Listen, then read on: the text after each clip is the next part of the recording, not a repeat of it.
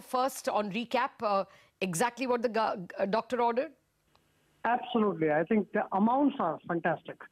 We do think that around 2.4 lakh crores was required. So 2.11 lakh crores is not a bad number. It's good. I heard Leo all the way through, and I did think that he was talking about growth, but I think the flat truth is that a lot of this money is actually required to fund all these NCLT cases that we're going to see in the short term.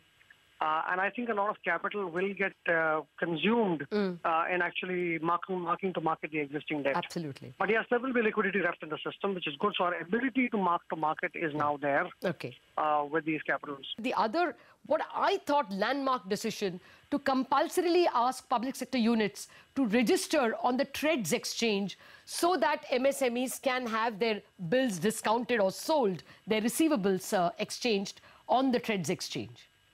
No, that's also a very good move. In fact, that is, as Leo also said, that's going to enhance a lot of liquidity in the system, and I think there'll be an easy flow of transaction. What I see really happening here is transaction banking at the MSME level we will see a new level.